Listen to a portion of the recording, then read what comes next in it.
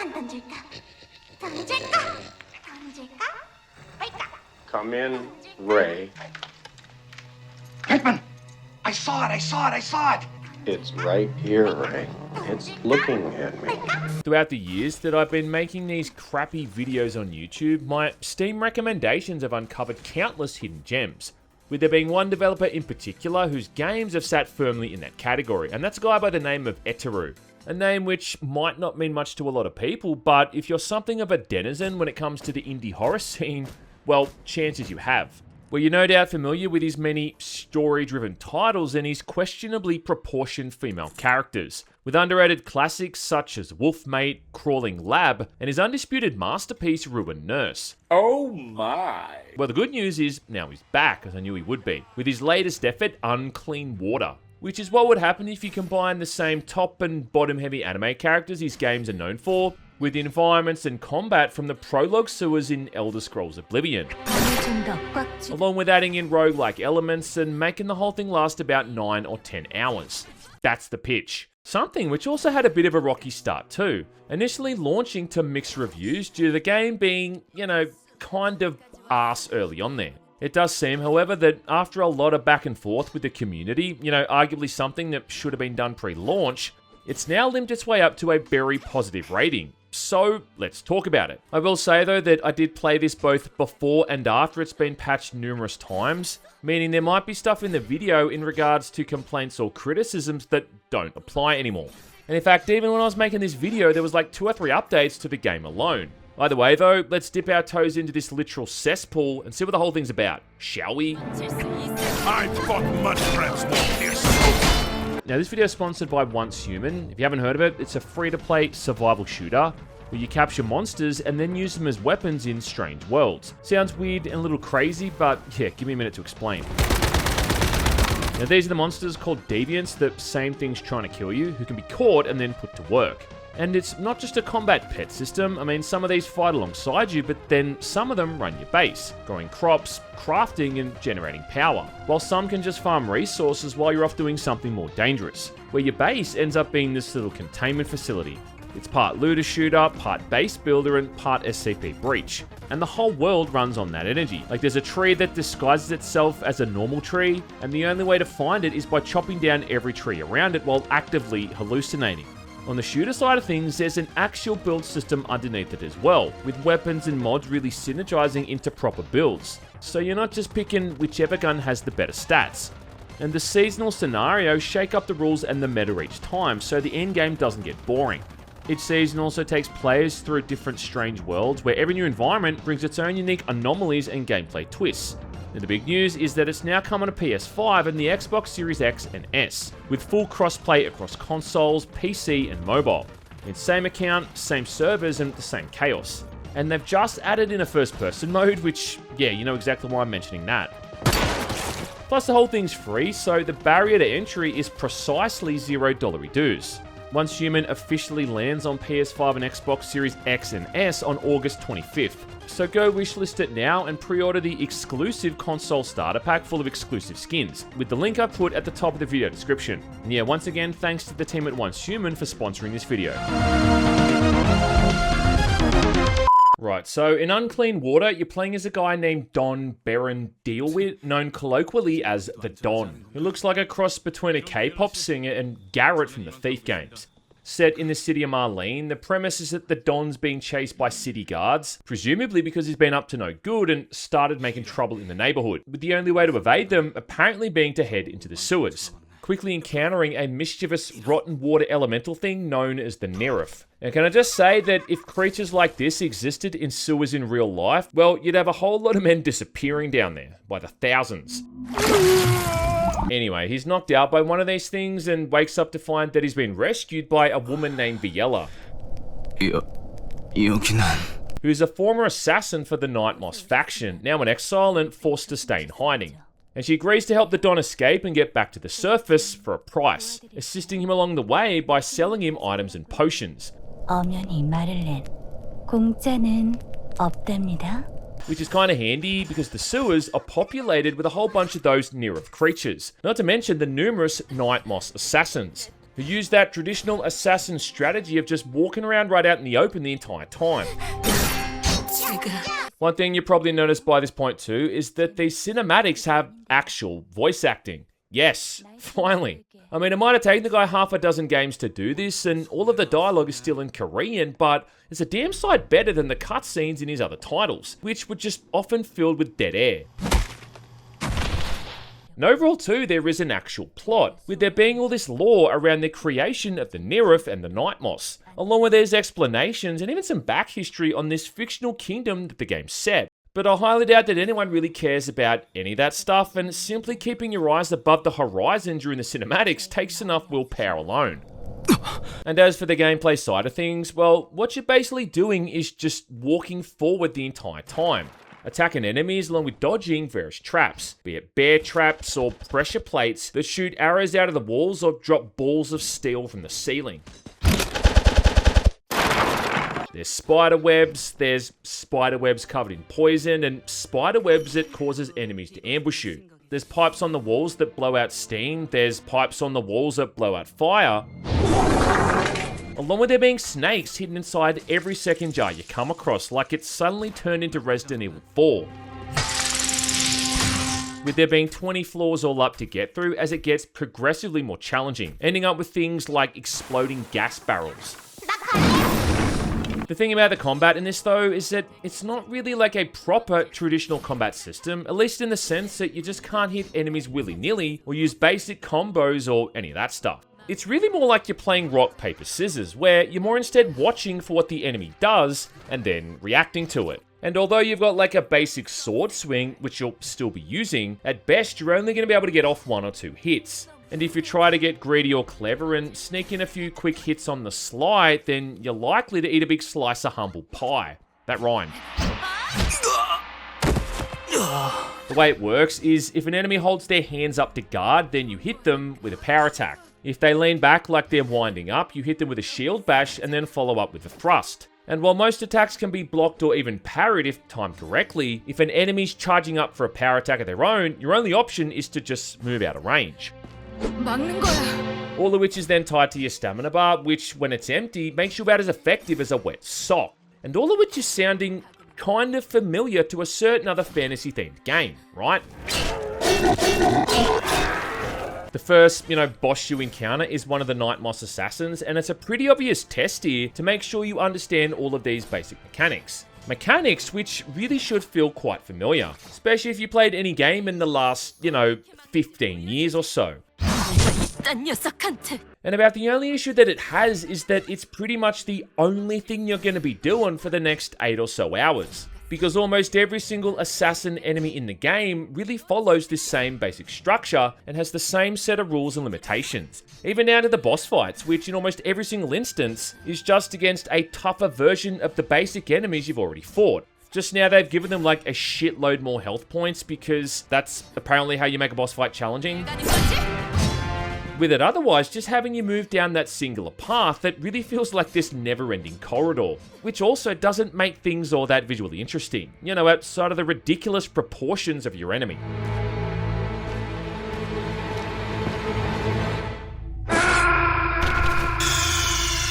But I mean, once you've seen one sewer in a video game, really you've seen them all. And we should really recognise just how much of a bold strategy it is to have an entire game set in one.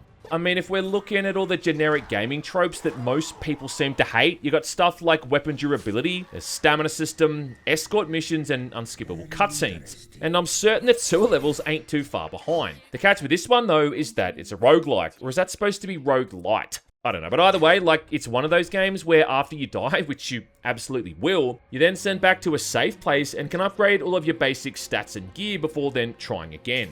This time it's a muck and piss-stained room somewhere in the sewer, where the Don spends all of his silver on different bits of furniture, which then improves things like his health, his stamina points, or the damage he does, along with giving Viella different objects in the environment that she can interact with.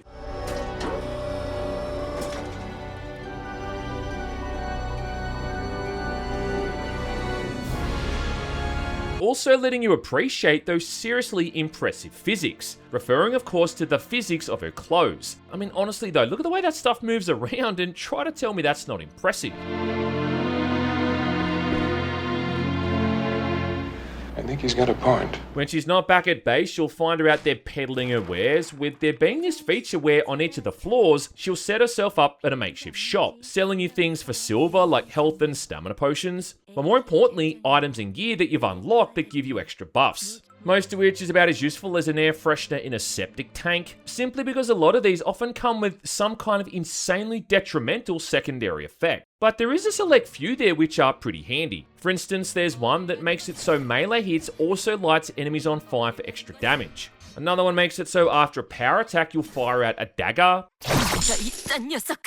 And then another one replaces a silver you find in chests with health points, which is really handy if you want to stockpile a bunch of them. There's a few in there as well that are kind of broken, like one that increases your damage output by 10% for every 100 silver you got. But then when you consider that you're eventually going to be running around with a couple of 100,000 silver, well, yeah, you get the picture.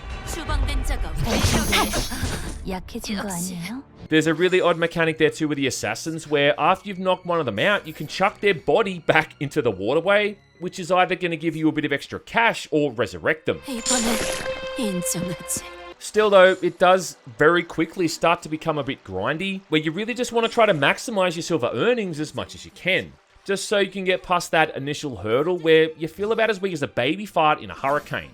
And about the other thing I think is a missed opportunity here is how all of these traps don't affect the enemies. Which kind of sucks, you know, simply because that's the kind of thing that makes these games so much fun. Baiting dim-witted enemies into environmental hazards and laughing at the outcome. I mean, look at a game like Dark Messiah Might and Magic, for instance, which was a veritable sandbox of environmental interaction for the player to use against their opponents. You had swinging pendulums, there were weak walls and other structures you could collapse. There were fires you could kick people into, or just cliffs you could kick people off.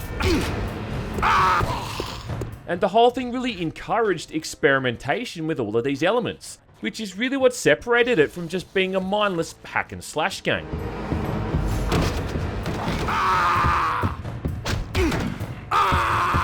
Here in Unclean Water though, you'll see these enemies walk over bear traps or through a wall of arrows and not even react, and it just makes the world feel so lifeless and mundane.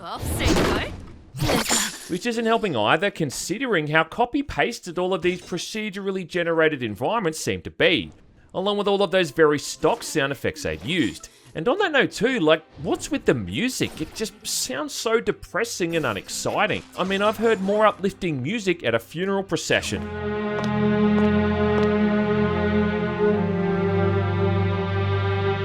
And is it me too, or does this bit sound like something from the Thing movie?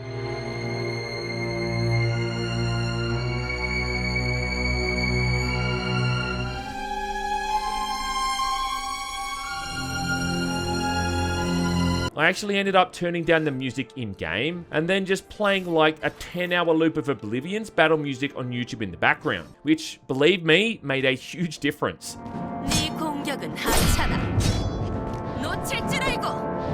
And really goes to show like just how much of a massive impact decent music can have, versus some cookie cutter shit that sounds like it's been pulled from a library.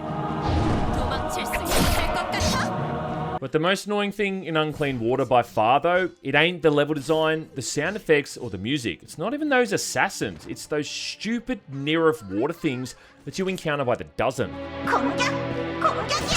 Which have this incredibly annoying routine where they just spam projectiles at you over and over, along with sounding like a chipmunk that's been dosed up on helium.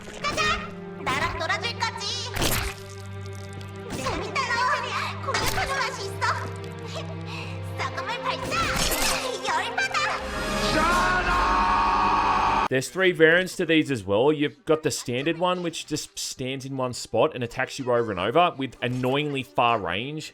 There's another one which hangs out from these pipes on the wall, and these ones are by far the most tedious, because they attack in this completely randomized pattern, where you have to pay attention to their dialogue so you know when they're actually going to do it.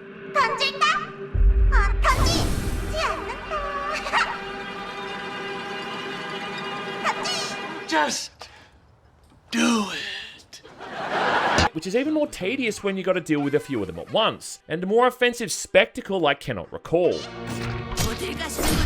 Then the final variant just comes out of the water and explodes, which is weirdly the easiest to deal with. But that's not what makes them so annoying. No. The thing that makes them annoying is that whenever you hit them with your sword, you take splash damage. Literally. What? Which then knocks off a solid chunk of your health. 방패 얄미워. 안 놀아줄 거야?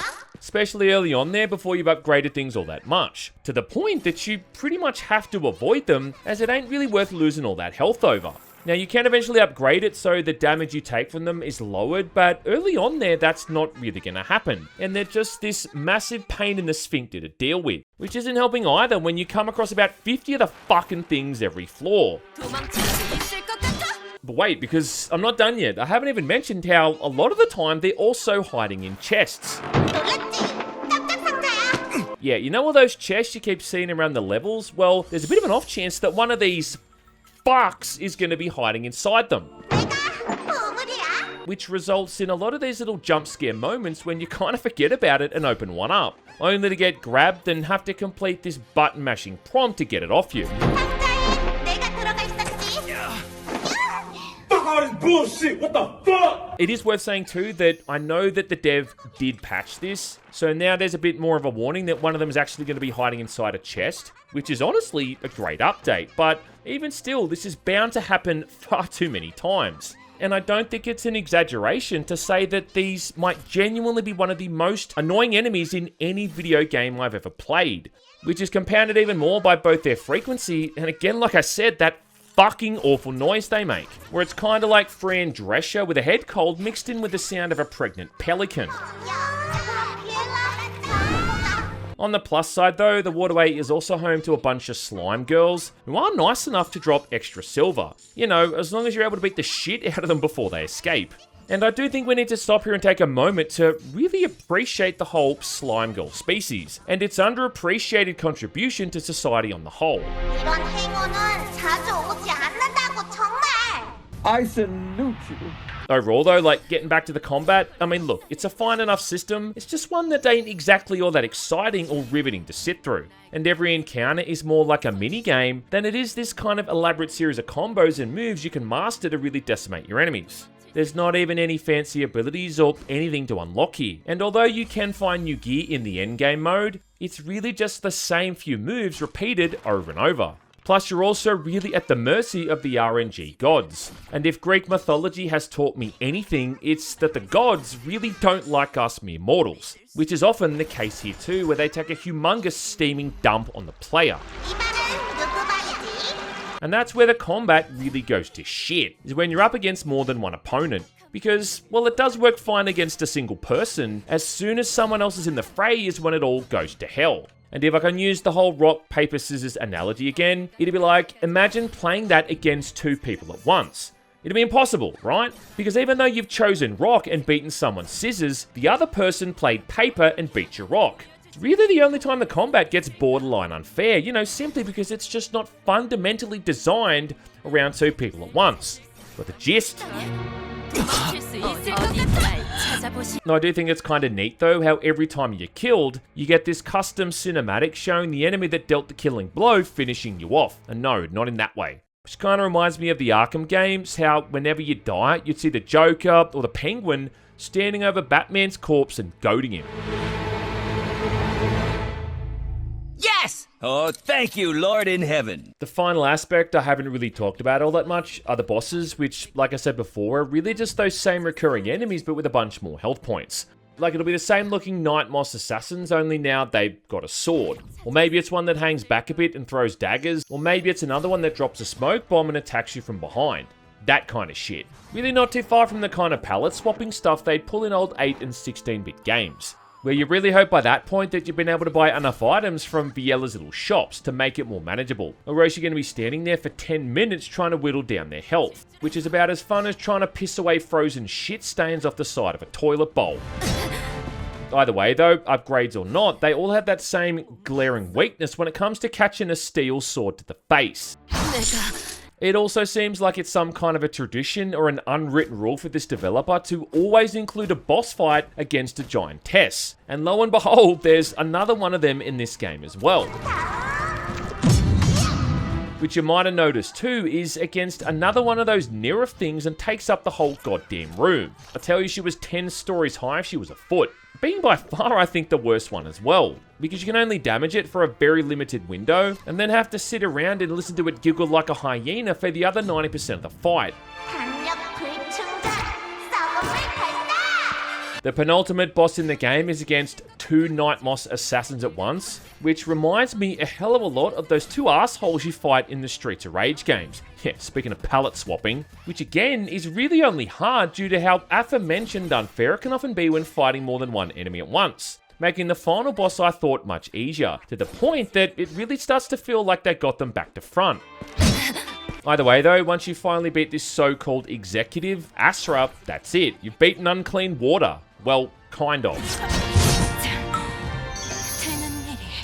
And I say kind of because what follows isn't actually the proper ending, showing a cinematic where the Don just ups and leaves, in a horse and carriage that he conveniently finds just parked outside the sewers. Because the thing is, this isn't the true ending. And if you go back in there and find all of Viella's belongings, of which there's like 5 in total, and then sit through all of those ensuing unskippable cinematics, along with going back and beating the final boss again, then you get the true ending. Which is really just the same as the other one, only it's got this short sequence now where before the Don leaves, Viella says goodbye to him, before he then just buggers off as normal. And yeah, I'm sure glad I sat around for that. It's also a bit of a recurring theme as well in the games that this guy makes, where the main character, despite being surrounded by willing females, is somehow still left alone by the end of things. In Ruined Nurse, for instance, like that IT guy you were playing as just leaves the hospital after little more than a handshake. What a fucking loser. And then the entire horror aspect to Wolfmate is that you're playing as a young man being showered with unwanted attention from a 6-foot-tall weregirl. Jackass. The same thing here as well in Unclean Water, where Viella very clearly shows interest towards the Don, and yet he acts all shocked and surprised when he gets the slightest bit of affection. What a fucking loser. And just get a load of the absolutely insane amount of side boobs she's got going on here. I mean, it's the kind of side boob that'd launch 1,000 ships. There's men who've stared into the eyes of Lovecraftian gods that have gone less insane than people who've stared at those things. Anyway, getting this ending also unlocks the ability to play through a sort of epilogue sequence as Viella. Is it Viella or Viella? Whatever. Which then shifts the camera out to a third-person perspective so you can admire her, pigtails. Well, you've then got to make your way through 3 more floors, which are just the same as the other ones, only Viella is far more powerful and able to kill everything in a couple of hits. She's got a proper dash move too, along with a few more harder hitting combos, really making light work of everything they throw at you, including the Nerf, because it seems she's also immune to their splash damage. Good. 나랑 놀아줘. Along with her also having regenerating health, making it not so much a matter of whether or not you're going to finish this, instead it's just when, considering this goes on and on. I mean, there might only be 3 floors to clear here, but each of the floors is about 2 or 3 times longer than the other ones were. Also ending with the exact same final boss fight against the Nightmoss executive, which I'm now taking on for the 3rd time. Then with a final ending cinematic where Viella seems to encourage the Nightmoss faction to stand down or something. I don't really know, who gives a shit, with the reward for all of this being an endless mode. We can now just run through the floors over and over with either the Don or Viella, along with there being a few new costumes unlocked for the latter, one of which is a Playboy bunny outfit where she now carries around carrots instead of swords, which I do have to admit is kind of funny.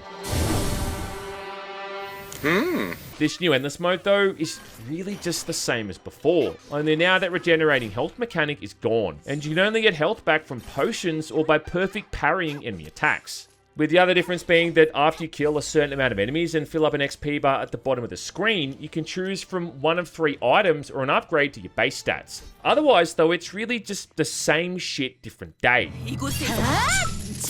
It is funny though, in that if you're killed in this mode, you get this unique cutscene where Viella's dragged away by the Nightmoss, which almost plays out beat for beat to that scene in Half-Life where Gordon Freeman's captured by the Marines. Where are we taking this Freeman guy? Upside for questioning. What the hell for? We got him. Let's kill him now. And if they find the body? Body? What body? Where she's then hung up after that and presumably beaten to death. Okay. That's rad. Honestly though, I can't imagine why you'd really want to play this mode all that much, considering by this point you've most likely maxed out all the stuff you can buy for the base. Not to mention you've seen all there is to see and do. There is also though a challenge mode, where you can run through 5 floors as the Don with different difficulty modifiers to try to unlock new gear. But even then, like, this is just the same gameplay loop over and over, just with a bonus now, where at the end of the last level, you can roll the dice to see what new gear you get. Also, you can go back in there and play this mode again. And what's that thing they say about the definition of insanity? Doing the same thing over and over and expecting different results? Overall, I don't think Unclean Water is a bad game. It's just, as far as this guy's games go, it is kind of forgettable. You do have to give Ediru credit in one way though, in that it does seem that everything this guy works on is completely different to his last project. I mean, the last thing he made before this was a game called Queen's Loyalty, which I didn't cover for the channel, even though I played the shit out of it. And this was an RPG where you recruited different goddesses to fight alongside you in this large-scale conflict against an evil force. And it had like a dozen different playable characters alone, all who had different abilities and dimensions, all of which had their own upgrade trees with multiple stages you could replay over and over to level them all up individually. Along with a similar base building and upgrade feature to this, just having an insane amount of depth and content. Then the one before that was Wolfmate, where you played as some poor dude trapped in a school after dark, avoiding a weregirl that was weirdly infatuated with him. Yeah, the closest thing we've ever had to anime Island Isolation. My point is that you can't deny this dude's clearly got talent and vision when it comes to all these ideas. And you can take that to the bank. I mean, I've played a lot of this kind of slop throughout the years, and this stuff right here definitely rates up higher than a lot of the others. It's not really quite a full game, is it? Do you know what I mean? It's more like a proof of concept that's been stretched out for 8 hours, with a tacked on endless mode just included to give the illusion of any long form content. And I think that's probably the reason why Ruined Nurse is one of his highest rated games, simply because it's the one that feels the most like a proper experience from beginning to end. Price-wise though, this thing is at least definitely within a reasonable realm, with Unclean Water being just under $12 reduced in Kangaroo Land. And I don't know, like for a game that lets you drown assassins in sewer excrement and fight a giant water nymph with cleavage capable of serious blunt force trauma, well, I'd argue that's $12 well spent.